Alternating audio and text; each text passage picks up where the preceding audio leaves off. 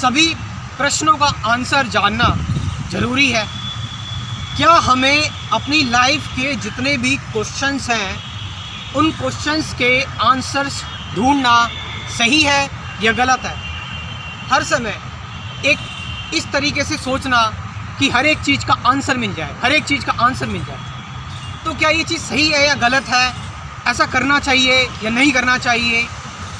देखिए, सबसे इम्पॉर्टेंट चीज़ जो हमें समझनी चाहिए वो ये कि लाइफ और साइंस दोनों में अंतर है। लाइफ और साइंस दोनों में अंतर है।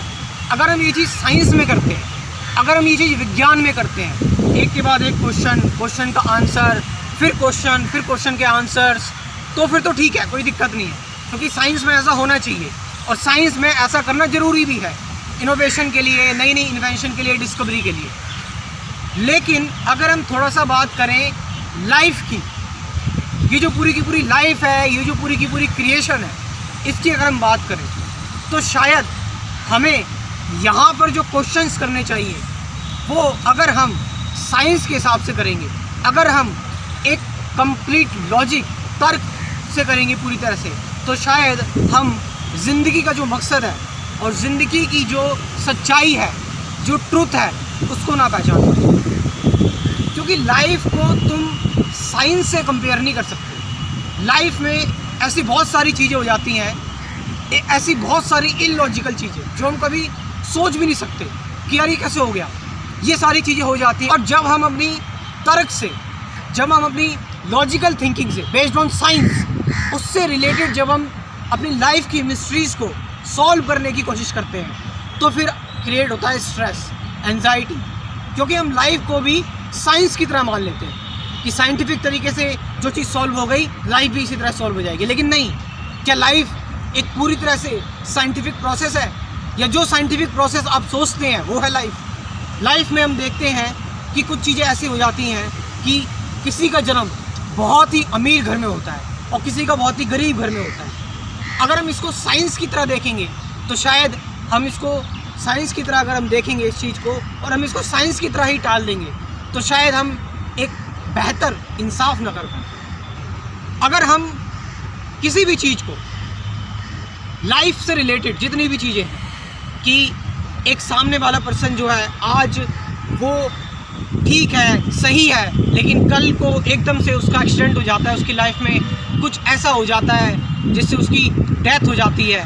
इसको भी अगर हम एक साइंटिफिक तरीके से देखेंगे, जो एक साइंस है पूरी की पूरी, तो शायद हम लाइफ को उस तरीके से नहीं समझ पाएंगे। इसीलिए, क्योंकि लाइफ को किसी साइंटिफिक तरीके से नहीं समझा जा सकता।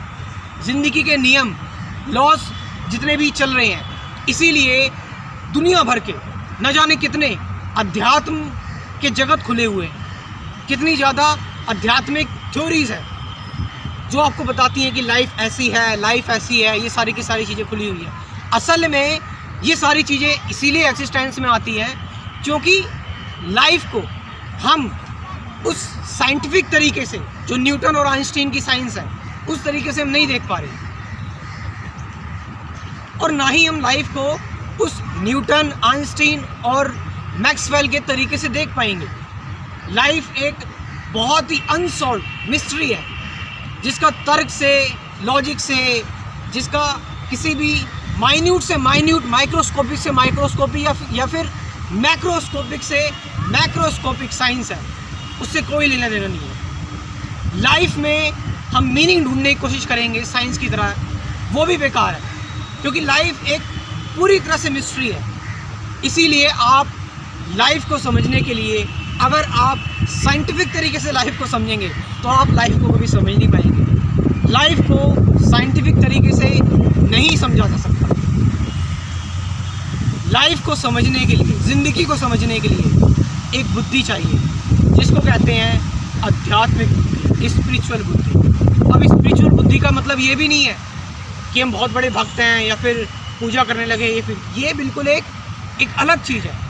स्पिरिचुअल माइंड का मतलब होता है एक ऐसा माइंड जो किसी भी डिज़ायर से कम्प्लीटली, हर एक चीज़ से अनअटैच्ड हो, अनासक्त हो, बिल्कुल, जिसका कोई मोटिव ना हो।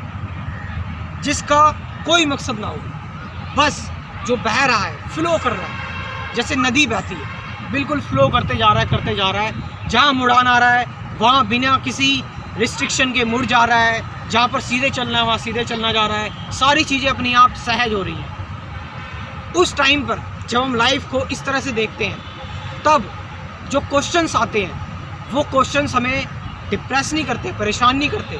उन क्वेश्चनों को ढूंढने में फिर मज़ा आता है, रिलैक्सेशन मिलती है, अच्छा लगता है, एक्सप्लोर करने में मज़ा आता है। फिर ऐसा नहीं लगता कि ये वाई मी, ये चीज़ें मेरे साथ ही क्यों हो रही है। ये दुख, परेशानी, चिंता, तकलीफ़ें, बुढ़ापा, ओल्ड एज जितनी भी होती हैं, मृत्यु, डिजीज़, बीमारियाँ, ये फिर कोई मायने नहीं रखती, क्योंकि अब हम लाइफ को उस साइंटिफिक तरीके से नहीं सोच रहे हैं। मैं यहाँ पर ये बात नहीं कर रहा कि लॉजिक को बिल्कुल ख़त्म कर दो, तर्क को बिल्कुल ख़त्म कर दो, नहीं, तर्क एक अलग चीज़ है, लेकिन लाइफ को एक अलग लॉजिक से देखो और साइंस को एक अलग लॉजिक से देखो।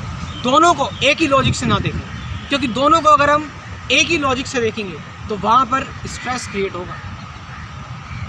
तो आज के लिए मैं आपको यही बताना चाहता हूँ कि लाइफ के जो क्वेश्चंस हैं, उन क्वेश्चंस को जो आप साइंस में पढ़ते हैं उस हिसाब से ना देखें। आपका इसमें क्या कहना है? आप भी कहना चाहते हैं, जो आपके मन में है इस चीज़ से रिलेटेड कोई क्वेश्चन पूछना है तो कमेंट में ज़रूर अपना ओपिनियन शेयर करें। Thank you.